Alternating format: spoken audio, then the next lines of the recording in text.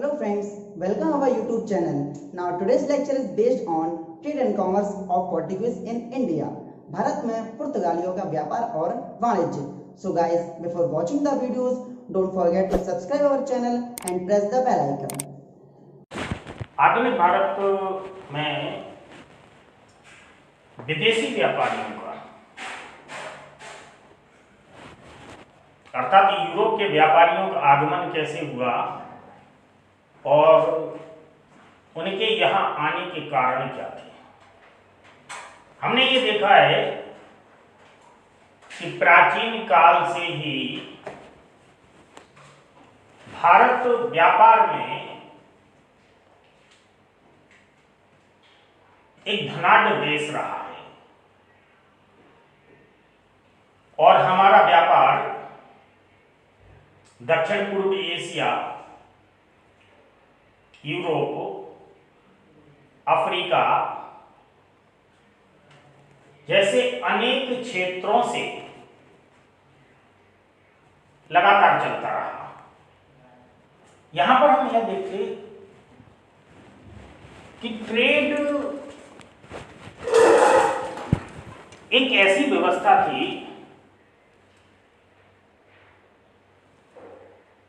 जो भारत की इकोनॉमी को बड़ा सपोर्ट करती थी। प्रारंभ के चरणों में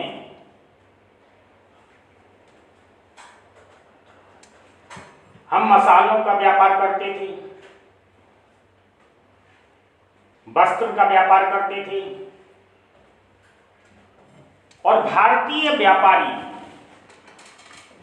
यूरोप में सिल्क रूट के रास्ते से पहुंचते थे। अगर आप एशिया और यूरोप का मैप देखते हैं तो आपने देखा होगा कि हमारे पास मगध से लेकर दिल्ली होते हुए पाकिस्तान, अफगानिस्तान होते हुए और यह रास्ता कुस्तुनतुनिया साम्राज्य यानी इस्तांबुल वाले बेल्ट को पार करता हुआ सीधा यूरोप से जुड़ जाता था। और यूरोप के बाजारों में हमारा व्यापारी वहां के व्यापारियों को माल दे देता था, उसके बदले में उसे बुलियन प्राप्त होता था, आइलिन से सोना चांदी प्राप्त होता था। भारत की संपन्नता का कारण इसी व्यापार में छुपा हुआ था। भारत को सोने की चिड़िया इसलिए कहा जाता है कि बड़ी मात्रा में यहाँ पर सोना और चांदी उपलब्ध था। सोना और चांदी उपलब्ध होने के कारण थे कि व्यापार में जिन वस्तुओं को हम बेचते थे वह वस्तुएं नष्ट प्राय थी, यानी एक समय बाद वह वस्तुएं नष्ट हो जाती थी, लेकिन उसके बदले में जो सोना और चांदी मिलता था उसे हम लंबे समय तक रख सकते थे। कपड़ा है कभी फट जाएगा, मसाले हैं यूज हो जाएंगे, बदले में सोना मिला। रेशम है, भारतीय रेशम का यूरोप में बहुत अधिक ग्लैमर था। हम चीन से रेशम मंगाते थे नाथुला दर्रे से और भारत के रास्ते से उसे यूरोप में भेजते थे। मलमल, कालीन, बहुत सारी चीजें हमारे देश से अन्य क्षेत्रों में जाती थी। दक्षिण पूर्व एशिया के बारे में अगर आप सोचें तो कंबोडिया में अंकोर वाट का मंदिर कहां से आया, या बहुत सारे उन देशों में इंडोनेशिया, मलेशिया, इस क्षेत्र में हमारी संस्कृति की कई चिन्ह मिल जाते हैं, वह कहां से आए। यानी कि हमारे व्यापारिक प्रतिष्ठान मजबूती के साथ वहां पर स्टेब्लिश्ड थे। इसका अर्थ यह हुआ कि जब तक ट्रेड चलता रहा तब तक भारतीय व्यापारियों को कोई समस्या नहीं हुई, क्योंकि जो मार्ग में पड़ने वाले राज्य थे यूरोप जाने वाले, उन मार्गों के राज्य भारतीय व्यापारियों को सपोर्ट करते थे, अपने राज्य से गुजरने देते थे तथा उन्हें सुरक्षा प्रदान करते थे। इसके बदले में उन्हें राजस्व मिलता था, यानी टैक्स मिलता था। इसी बीच एक घटना घटी और कुस्तुनतुनिया साम्राज्य कमजोर पड़ गया और इस पर तुर्कियों का कब्जा हो गया। 1453 के आसपास जब से इस राज्य का पतन हो गया और तुर्कियों ने अधिकार कर लिया, तो भारत का व्यापारिक मार्ग अवरुद्ध कर दिया गया। तुर्कियों ने एक शर्त रखी कि भारतीय व्यापारी अरब व्यापारियों को यहां पर माल सौंप दें और अरब व्यापारी यूरोप से ट्रेड करेगा। इसमें भारतीय व्यापारियों को फायदे का सौदा नजर नहीं आया, इसलिए उसने माल देने से इनकार कर दिया और ये रूट बंद हो गया। अब सवाल ये उठता है कि तुर्कियों ने इस ट्रेड को क्यों बंद कर दिया, क्योंकि भारतीय व्यापारी तो उसे भी कर दे रहा था। एक्चुअली में संभवतः इस्लाम की उत्पत्ति के बाद इस समय तक आते आते जो कम्युनल गतिविधियां हैं, जो इस्लामी परंपरा है, उसमें काफी संकीर्णता आ गई थी और एक राजनीतिक संबंध बनने लगा था अरब व्यापारी और तुर्की राजनीतिक परंपरा से, इसलिए वह उसे लाभ पहुंचाना चाहते थे। आपने देखा होगा व्यापार के संदर्भ में कुछ खास कम्युनिटी ऐसी होती हैं जो हमेशा से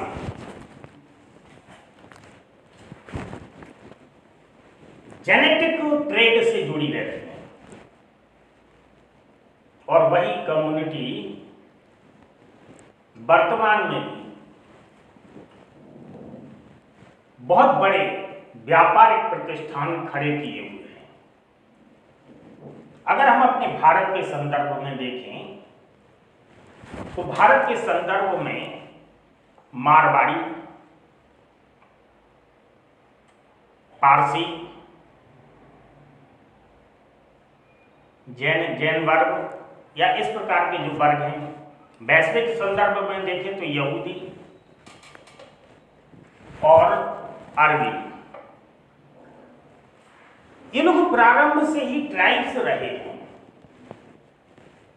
प्रारंभ से ही ये लोग कबीलों के रूप में चलते फिरते रहे हैं और इन लोगों ने प्रारंभ से ही इस प्रकार की गतिविधियों को अपनाया कि जिन जिन स्थानों पर इनके काफिले जाते थे उन स्थानों पर मिलने वाले प्रोडक्ट को खरीद लेते थे और उसी प्रोडक्ट को दूसरे स्थान पर बेचते थे और इस प्रकार से इनके काफिले वर्षों तक भ्रमण करते रहते थे और वर्षों के बाद फिर अपने घर पहुंचते थे।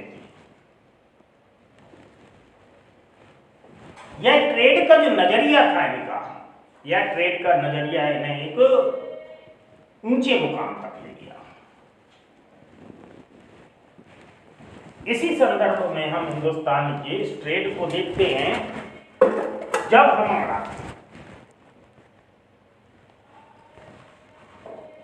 व्यापारिक मार्ग बंद हो गया तो यूरोप में भारतीय वस्तुओं की कमी हो गई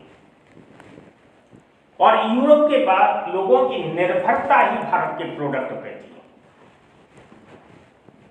एक तरह से यूरोप में उस समय कोई बहुत बड़ा तकनीकी विकास नहीं हुआ था, ना ही उनके यहाँ कपास होता था, ना ही उनके यहाँ प्रोडक्टिविटी थी, ना ही उनके यहाँ मसाले होते हैं, और इन सब की वहाँ पे बहुत डिमांड थी। कुछ विद्वान बोलते हैं कि यूरोप में भारतीय सिल्क और मलमल का इतना ग्लैमर था कि जब वहाँ की स्त्रियां मलमल पहन लेती थीं तो सड़कों पर नाचते हुए आ जाती थी, इतनी खुशी होती थी उन्हें। वहाँ के राज्य भी बहुत सपोर्ट करते थे इन व्यापारियों को, क्योंकि उन राज्यों को बड़ी मात्रा में कर मिलता था हमारे व्यापारियों से, और हमारे व्यापारियों को लाभ तो होता ही था। और सबसे बड़ी बात कि मसालों की वहां बहुत डिमांड थी क्योंकि उस समय कोई फ्रीजर या फ्रिज नहीं थे कि मांस को प्रिजर्व किया जा सके, और उनके भोजन में मांस का महत्वपूर्ण रोल था, और मांस को प्रिजर्व करने के लिए मसालों की जरूरत पड़ती थी, क्योंकि अगर वे किसी जानवर को मारते हैं, उसके मांस को संरक्षित करते हैं, तो 2-4 दिन तक ही संरक्षित कर सकते हैं, जबकि भोजन तो रोज चाहिए। हर रोज किसी जानवर को नहीं मारा जा सकता ना, क्योंकि जितना वो भोजन करेंगे और शेष तो बेकार हो जाता है। तो मसालों की आवश्यकता थी। मसालों में वो मांस को प्रिजर्व करते थे, संरक्षित कर लेते थे, जिससे मांस लंबी अवधि तक रखा रहता था। जैसे हम अचार रखते हैं, अचार जो हम बना के रखते हैं तो अचार हमारे यहाँ 4-4, 5-5 महीने तक रखा रहता है। और अगर हम आम को वैसे ही छोड़ देते हैं तो 5-6 दिन में आम जो है ना वो सड़ जाता है, खराब हो जाता है। इसी प्रकार से मसालों की वहाँ बहुत डिमांड थी। इसलिए कुछ महत्वाकांक्षी यूरोप के राजाओं ने, युवराजों ने, कुछ साहसी नाविकों ने समुद्री मार्ग से भारत को खोजने का प्रयास किया। भारत को खोजने का प्रयास किया। इसी संदर्भ में हम बार्थोलोमेव डियाज या वास्को डी गामा की बात करते हैं। अब सवाल ये उठता है कि भारत के जब व्यापारी वहां जाते होंगे यूरोप में और उनसे वार्तालाप करते होंगे तो वो बताते होंगे कि हमारे यहाँ भी समुद्र है और उनके यहाँ भी समुद्र है। तो एक अनुमान लगाया जा सकता है कि जब उनके यहाँ भी समुद्र है, हमारे यहाँ भी समुद्र है, तो कहीं ना कहीं तो ये समुद्री मार्ग आपस में टच करता होगा, और इस प्रकार से वो जो नाविक हैं वो जल मार्ग से भारत की खोज के लिए निकलती थी। एक कल्पना कीजिए कितने साहसी रहे होंगे वो, जिन्हें ये भी नहीं पता कि कहां तक सागर जाता है। इन्हें यह भी नहीं पता कि सागर के उस तरफ भूखंड है भी या नहीं है, क्योंकि उन्हें अपनी यूरोप की दुनिया की जानकारी थी, इसके अलावा उन्हें कोई जानकारी नहीं थी। भारत के व्यापारियों के लिए, भारत के लोगों के लिए भी अपनी ही दुनिया की जानकारी थी। वो ट्रेडर्स जानता था कि दक्षिण पूर्व एशिया में कुछ मसाला द्वीप हैं जिनसे उनके संबंध है। उत्तर की ओर जाओ तो एक हिमालय है या एक बहुत बड़ी पर्वतमाला है, उस तरफ भी एक देश है जहां पे इस प्रकार के लोग रहते हैं। अगर अफ्रीका महाद्वीप में जाते हैं तो ये उस समय भूखंड से जुड़ा हुआ था सिनाई प्रायद्वीप से। सिनाई प्रायद्वीप से हमारा सीधा एक रास्ता अफ्रीका को टच कर जाता था, क्योंकि पहले सुएज नहर नहीं थी। और सुएज नहर ना होने के कारण ही एक समस्या थी कि यूरोप वालों को अटलांटिक महासागर से इंडियन ओशियन होते हुए अफ्रीका के पूरे चक्कर लगाते हुए और हिंदुस्तान आना पड़ा था। ये मार्ग खो जाता। अगर सुएज नहर वाला रूट पहले से ही खुला होता, ये भूखंड से एशिया से जुड़ा नहीं होता, तो वो भूमध्य सागर से सीधे लाल सागर में प्रवेश कर अरब सागर में प्रवेश कर जाते और भारत की खोज कर लेते, जो उन्हें आसान था। लेकिन वो ऐसा नहीं कर सके, क्योंकि ये लैंड रूट से ये जल ब्लॉक था। इस संदर्भ में हम उन मार्गों की चर्चा करते हैं कि किस प्रकार से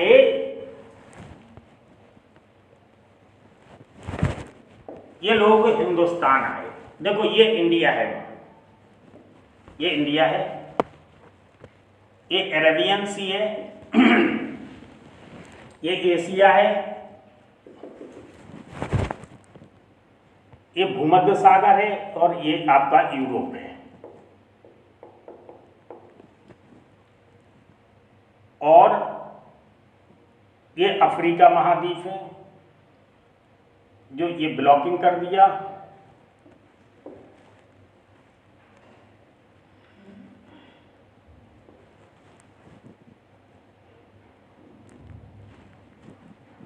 और ये आपका जो है ना मेडिटेरियन सी है, ये आपका यूरोपीय व्यवस्था है। ये पुर्तगाल है। अब इस पुर्तगाल को इस रास्ते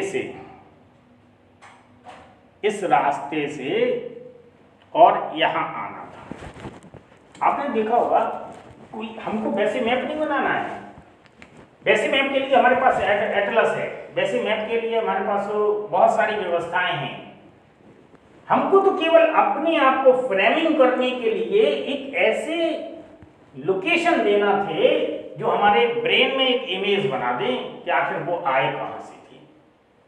बस इतना ही जानना था हमें।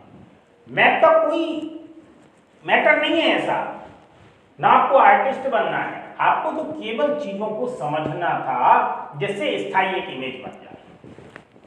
यहां पर हम देखते हैं कि जब वो इस रास्ते से यहां आए तो हमारे पास एक सीधा रूट था, ये लाल सागर वाला, इसको बोलते हैं रेड सी, और ये सीधा रूट था, ये यहाँ पे जो है ना ऐसे अरब सागर में मिल जाता था। हम लोग सीधे पुर्तगाल से ऐसे इस रूट से आ सकते थे। आई मीन यूरोपीय लोग आ सकते थे। इस रास्ते के ब्लॉक होने से उन्हें मजबूरी में यहां से आना था। यहां से आने के क्रम में सबसे पहले हम क्या देखते हैं कि एक नाविक हुआ करता था जिसका नाम था बार्थोलोमेओ डियास। 1486-87 में बार्थोलोमेओ डियास भारत की खोज के लिए यूरोप से, पुर्तगाल से निकला और वह अटलांटिक महासागर होता हुआ अफ्रीका के दक्षिणी हिस्से में केप ऑफ गुड होप पर रुका। आपने देखा होगा यूरोपीय लोग गोरे होते हैं और दक्षिण एशिया के लोगों के कलर में थोड़ा सा अंतर होता है। और जैसे ही उसने दक्षिण अफ्रीका के केप ऑफ गुड होप के लोगों को देखा और वहां की भौगोलिक स्थिति को देखा तो उसे लगा कि यही हिंदुस्तान है और वह इसकी खोज करके वापस चला गया। और यूरोप में उसने कहा कि उसने हिंदुस्तान को खोज लिया है। भारत की खोज के संदर्भ में ही कोलंबस ने अमेरिका की खोज की थी। अमेरिका खोजने का कोई उद्देश्य नहीं था उसका, नई दुनिया का देश जिसे कहा गया उसका कोई उद्देश्य नहीं था, लेकिन भारत की खोज के संदर्भ में ही उसकी अचानक खोज हो गई। Bartolomeu Dias Cape of Good Hope से जब वापस गया और फिर यूरोपीय व्यापारी जब यहां पर आए, उन्होंने देखा या समझा तो पता लगा कि ये तो कोई और महाद्वीप है, ये हिंदुस्तान नहीं है। मैंने आपको बताया कि यूरोप में भारतीय व्यापारियों के आवागमन पर प्रतिबंध नहीं था, व्यापार पर प्रतिबंध था। कोई भी यात्री भारत से यूरोप जा सकता था, चाहे वो व्यापारी हो चाहे वो ट्रैवलर हो, कोई भी यूरोप से भारत आ सकता था। इस पर कोई प्रतिबंध नहीं था, क्योंकि जो बड़े बड़े राजमार्ग होते हैं उन राजमार्गों पर आवागमन हमेशा चलता रहता है। तो यूरोप के संदर्भ में भारत का एक व्यापारी था अब्दुल मुनीद गुजराती, जिसे अब्दुल मुनीद नायक भी कहा गया। उस भारतीय व्यापारी की मुलाकात यूरोप में वास्को डी गामा से हुई। वास्को डी गामा से जब मुलाकात हुई और वास्को डी गामा समुद्री मार्ग से भारत की खोज के लिए निकला, तो उसके साथ ये गुजराती व्यापारी भी था। अब तक केप ऑफ गुड होप तक का मार्ग पता कर लिया गया था। केप ऑफ गुड होप से आगे चलकर मेडागास्कर अफ्रीका के मध्य से गुजरते हुए यह व्यापारिक जहाज हिंद महासागर को पार कर अरब सागर से केरल तट पर पहुंचा। केरल तट पर कोचीन में जो जमोरिन के क्षेत्र में आता था, जब यह जहाज उतरा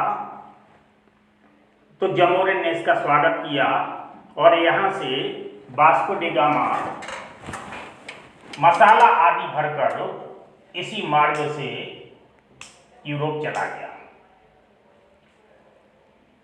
यहां पर देखा गया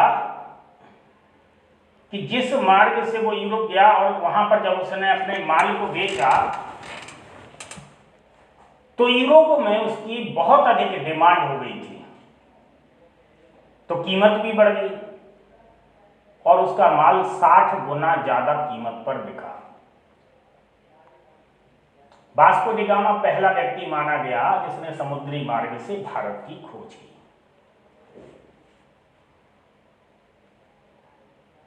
1498 के बाद, यानी वास्को डी गामा के बाद, एक अन्य पुर्तगाली ट्रेडर्स कैपरल आया। 1500 ईस्वी में कैपरल जब समुद्री मार्ग से भारत आया तो अरब व्यापारियों ने उसके मार्ग को रोकने की कोशिश की, क्योंकि अरब व्यापारी इस बात को जानते थे कि अगर समुद्री रास्ते से यूरोप का निर्बाध रूप से व्यापार आरंभ हो गया तो जो उद्देश्य था अरब व्यापारियों का, वह उद्देश्य कभी पूरा नहीं हो पाएगा। तब वह चाहते थे कि लैंड रूट से इनका व्यापार रोका हुआ है, यदि सी रूट से इनका व्यापार रोक दिया जाए तो मजबूर होकर यूरोप और भारत के व्यापारिक रिश्तों की निर्भरता अरब व्यापारियों पर हो जाएगी। इसी कारण से उन्होंने व्यवधान उत्पन्न किया था। कैपरल यहां से जब वो सामान लेकर गया तो यूरोप पहुंचा, तभी उसके माल की काफी डिमांड थी। इसके बाद दोबारा वास्को डी गामा 1502 में भारत आया और 2 जहाजी बेड़ा भरकर ले गया। अरब व्यापारियों के लगातार मार्ग के अवरुद्ध करने पर ही पुर्तगालियों को कॉर्टेज व्यवस्था लागू करना पड़ी थी समुद्री क्षेत्र में। कॉर्टेज व्यवस्था, उन्होंने एक ऐसी व्यवस्था लागू की आगे चलकर कि अफ्रीका महाद्वीप के सागरीय भाग से हिंदुस्तान के सागरीय भाग तक उन्होंने कुछ सैनिक जहाज खड़े कर दिए, और वह इसलिए खड़े किए गए थे जिससे कि यूरोप का कोई जहाज माल हिंदुस्तान लेने के लिए आता है या यहां से लोड होके जाता है, तो उस जहाज के साथ में एक तरह से उनके नेवी के सैनिक सुरक्षा के लिए साथ चलते थे, जिससे कि समुद्री डकैत यानी अरब व्यापारी या अरब काफला उनको लूट ना ले। यही कार्तेज व्यवस्था पुर्तगाल की अर्थव्यवस्था का आगे आधार बनी। जब आगे चलकर फ्रेंच, डच, अंग्रेज या अन्य जो यूरोपीय शक्तियां भारत और दक्षिण पूर्वी एशिया के साथ व्यापार करने के लिए आई, तो इन व्यापारिक जहाजों से पुर्तगालियों ने कर वसूल किया, जिससे कि उन सैनिकों का वेतन और भत्ते उनके कर से दिए जा सकें जो वहां पर समुद्र में तैनात किए गए थे। सवाल ये उठता है कि अगर पुर्तगाली इन ट्रेडर्स को सुरक्षा नहीं देता तो संभव था ये ट्रेड भी बेहतरीन तरीके से नहीं चल पाता। वास्को डी गामा के बाद अल्बुकर्क आया और इसके बाद 1505 तक एक नई नीति पुर्तगालियों ने व्यापार के लिए लागू की। इस नई नीति के तहत 1505 में एक व्यापारिक गवर्नर की नियुक्ति हुई, हेड ऑफ द ट्रेड। एक व्यापारिक गवर्नर की नियुक्ति हुई जो उस क्षेत्र के संपूर्ण व्यापार का हेड था और उस क्षेत्र में व्यापार बढ़ाने के लिए नीतियों का निर्माण करता था। नीति निर्माण के लिए जो गवर्नर की नियुक्ति की गई थी वह केवल भारत के संदर्भ में नहीं की गई थी, बल्कि जहां जहां तक पुर्तगालियों का व्यापार था वहां वहां तक एक एक गवर्नर की नियुक्ति की गई। जैसे मॉरिशस, दक्षिण पूर्व एशिया, भारत, अफ्रीकी महाद्वीप के दक्षिणी इलाके पर या दक्षिणी क्षेत्र पर उन्होंने अपने गवर्नर नियुक्त किए थे। इसी संदर्भ में उन्होंने अपने अन्य क्षेत्रों में भी उस क्षेत्र के हेड के रूप में भी गवर्नर नियुक्त किए होंगे। जैसे समुद्री सुरक्षा व्यवस्था को जो सैन्य व्यवस्था देखती थी वहां पर भी एक गवर्नर नियुक्त किया होगा। भारत के संदर्भ में डी अल्मीडा पहला पुर्तगाली गवर्नर माना गया जो 1505 से 9 तक यहां गवर्नर रहा। इसके बाद क्रमिक रूप से गवर्नरों की नियुक्ति होने लगी और समुद्र में भी एक व्यवस्थित सुरक्षा व्यवस्था स्थापित हुई और निर्बाध रूप से पुर्तगालियों का व्यापार भारत से चलने लगा। धीरे धीरे जब यूरोप में भारतीय प्रोडक्ट की सप्लाई होने लगी तो यूरोप के अन्य देश भी इस ओर आकर्षित हुए, लेकिन अब तक अंग्रेज इससे अछूते रहे, क्योंकि स्पेन की जल सेना बहुत मजबूत जल सेना थी। उनके नाविक काफिले इंग्लैंड से अटलांटिक में आगे बढ़ने वाले मार्ग को रोके हुए थे, जिसे स्पेनिश आर्मदा कहा गया। जब तक यह स्पेनिश आर्मदा की शक्ति इंग्लैंड नहीं तोड़ देता है, तब तक उन्हें व्यापारिक रूप से आगे बढ़ने के लिए समस्याओं का सामना करना पड़ता। फिर भी यूरोप के डच और फ्रेंच, डेन, ये लोग अभी निर्बाध रूप से आवागमन के लिए फ्री थे। अभी हमने आपको पुर्तगालियों के बारे में बताया है। आगे चलकर हम यूरोप के दूसरी व्यापारिक शक्ति के बारे में चर्चा करेंगे। Thanks for watching our video. अगर आपको हमारा वीडियो पसंद आया हो तो इसे लाइक जरूर करें। हम जल्द उपस्थित होंगे अपनी अगली वीडियो के साथ।